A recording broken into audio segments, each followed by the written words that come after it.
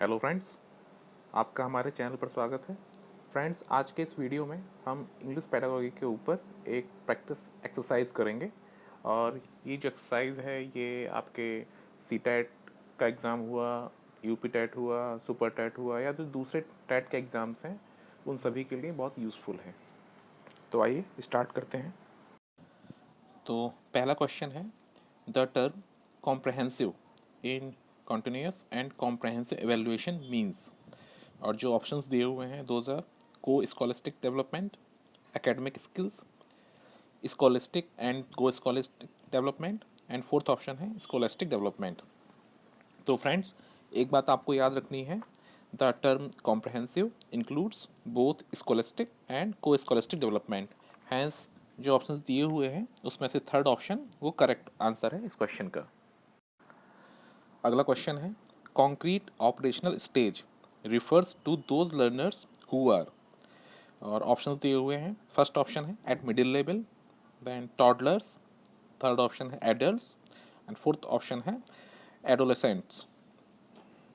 तो फ्रेंड्स, याद रखिए, जो कॉन्क्रीट ऑपरेशनल स्टेज होता है ये उन लर्नर्स को रिफ़र करता है जो मिडिल लेवल में होते हैं, इसलिए जो फर्स्ट ऑप्शन है वो इस ऑप्शन का क्वेश्चन का करेक्ट आंसर है। नेक्स्ट क्वेश्चन करते हैं, फॉर्मेटिव असेसमेंट इज असेसमेंट। और ऑप्शंस दिए हुए हैं eight learning, in learning, for learning, and last option है ऑफ लर्निंग। तो फ्रेंड्स, याद रखिए, formative assessment is assessment for learning. तो जो सी ऑप्शन है वो ये जो क्वेश्चन का करेक्ट आंसर है। और वैसे भी हमेशा याद रखिए, जब भी कहीं आईएनजी किसी वर्ब के साथ आता है तो मोस्ट ऑफ द टाइम हमेशा हम उसके पहले फॉर लगाते हैं। तो फॉर लर्निंग, सी ऑप्शन इस क्वेश्चन का सही आंसर है। नेक्स्ट क्वेश्चन करते हैं, the most effective tool to assess values and attitude of learners is. Options दिए हुए हैं anecdotal record, portfolio, unit test, summative test. तो फ्रेंड्स, जो पोर्टफोलियो होता है that is the most effective tool to assess values and attitude of learner. So जो B option है वो इस क्वेश्चन का सही आंसर है। अगला क्वेश्चन करते हैं, criteria of assessment is oblique are. दिए हुए ऑप्शंस हैं guidelines with making scheme, question wise distribution of marks, general impression of student ability, and last option है स्कोरिंग की। तो friends, criteria of assessment is a general impression of student ability. So जो C option है वो इस question का सही answer है। आइए नेक्स्ट क्वेश्चन करते हैं, the main purpose of assessment is.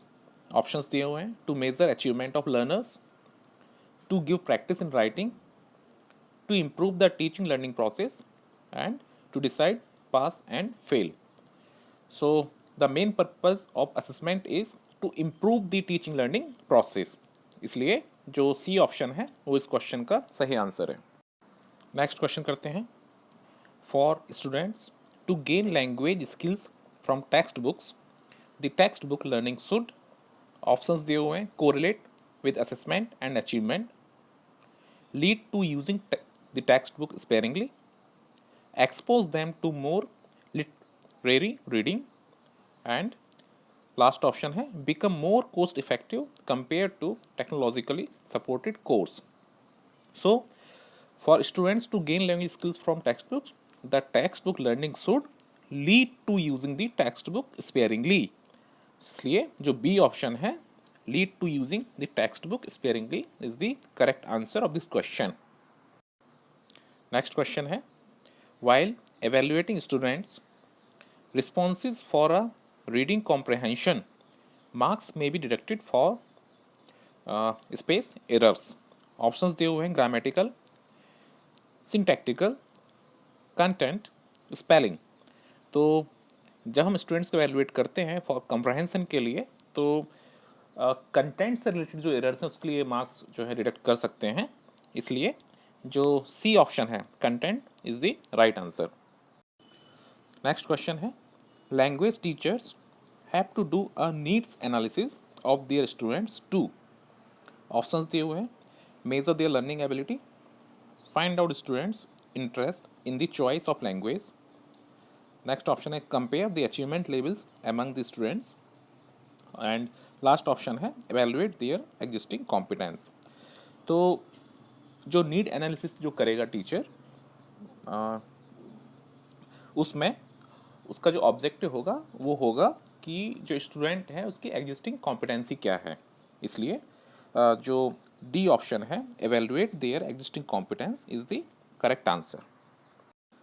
अगला क्वेश्चन करते हैं। The most important purpose of formative assessment is, options दिए हुए हैं, टू जज the performance of teachers and schools, to form an opinion about the best student in the class, to score and rank students on the basis of their performance, and last option है to provide qualitative feedback on students learning. So friends, जो formative assessment का जो main purpose है that is to provide qualitative feedback.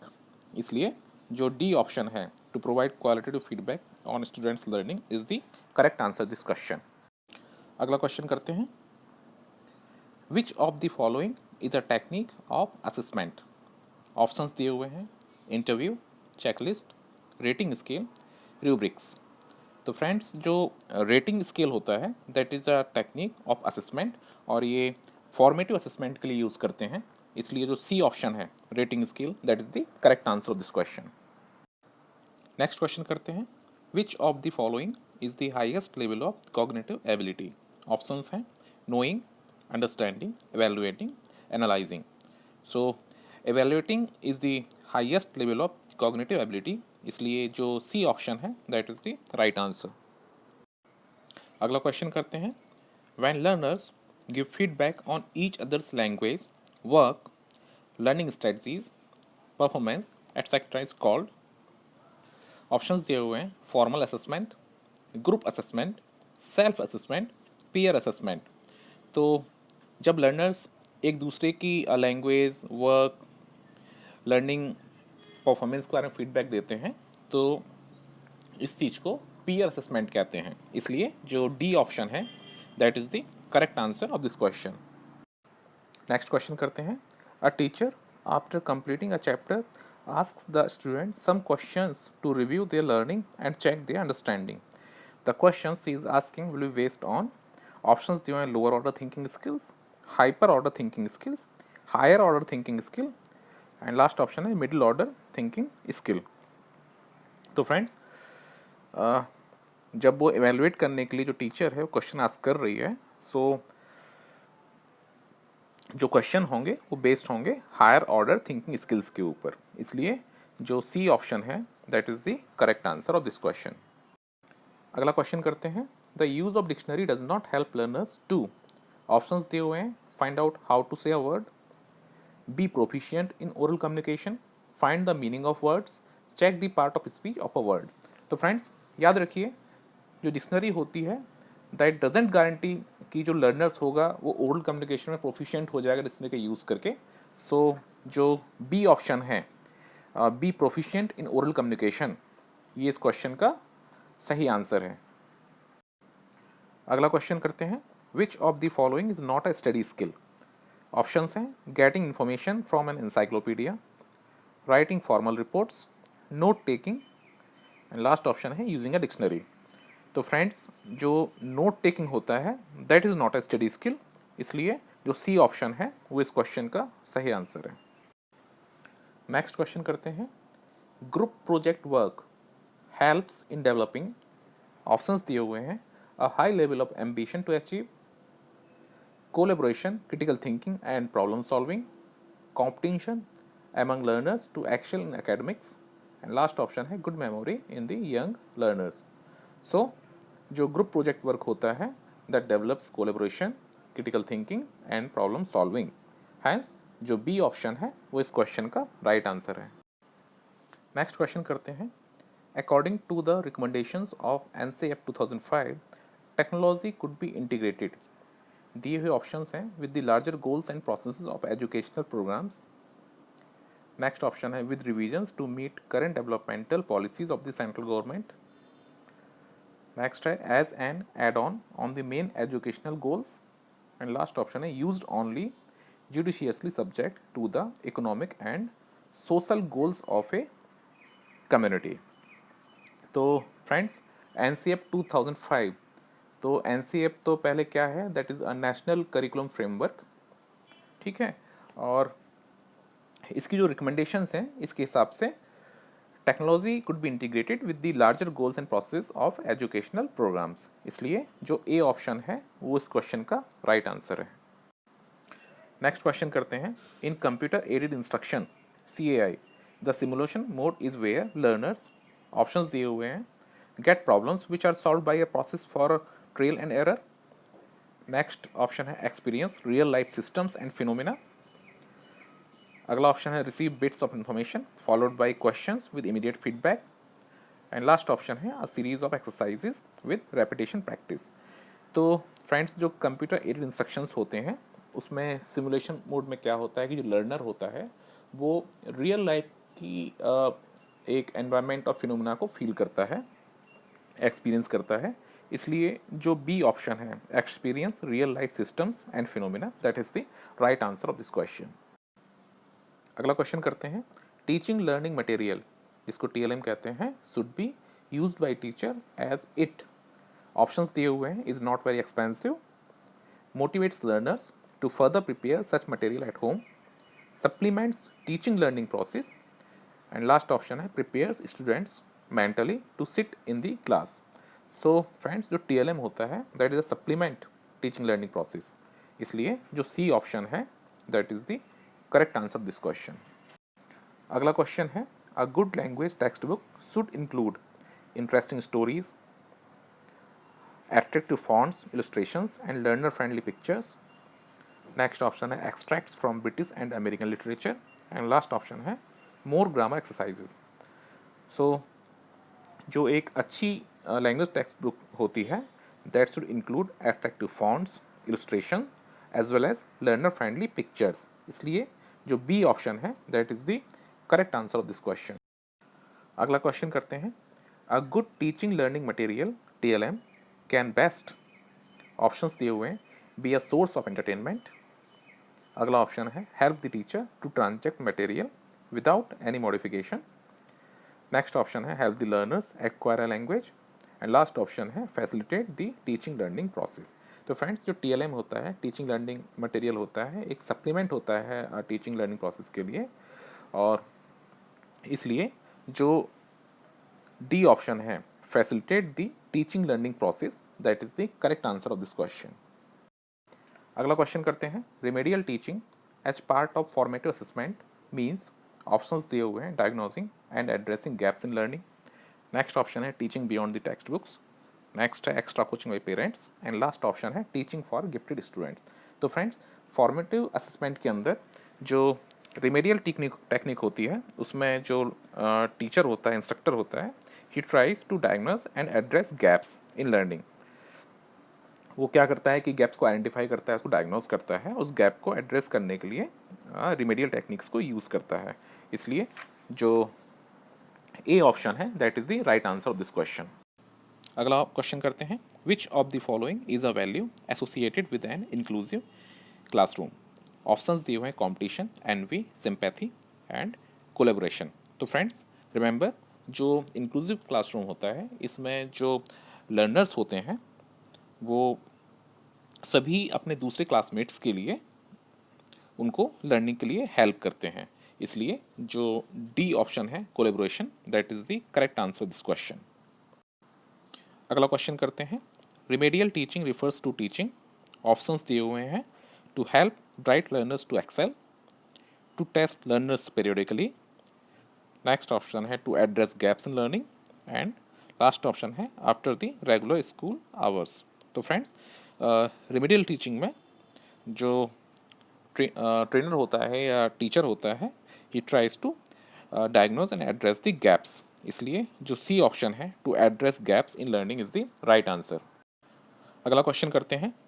Teachers can remediate for the student with language learning difficulty by, options हैं, focusing on individual progress with individualize instruction, providing notes that are summarised and simplified, initially giving information as reading only, no writing, and last option है conduct extra classes for the student to catch up with others.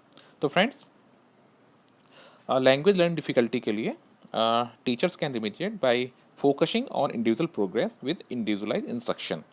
किसी individual जो हमारा learner है उसके ऊपर focus करके और उसे इंडिविजुअल इंस्ट्रक्शन देके टीचर कैन रिमेडिएट। इसलिए जो ए ऑप्शन है that is the right answer this question. Next question करते हैं। Role play should be an integral part of every language classroom because options हैं it enables girls and boys to interact freely. अगला option है it is an effective classroom management technique. Next option है it enables students to engage in meaningful talk.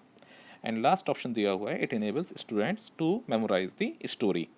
So friends, role play सारी language classroom में होना चाहिए because it enables students to engage in meaningful talk. इसलिए जो C option है that is the right answer. अगला question करते हैं।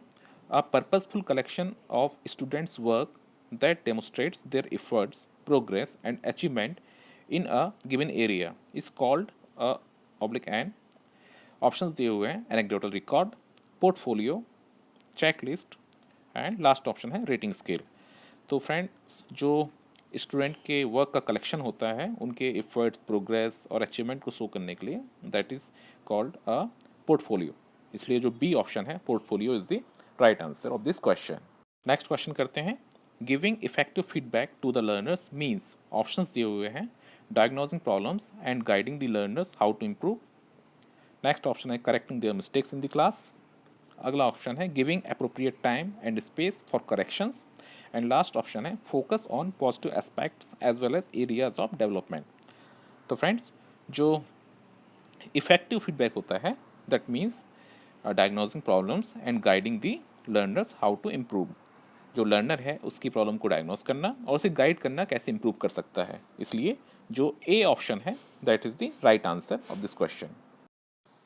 नेक्स्ट क्वेश्चन करते हैं। A diagnostic test in English will help the language teacher to identify options दिए हुए हैं intelligent learners in her class।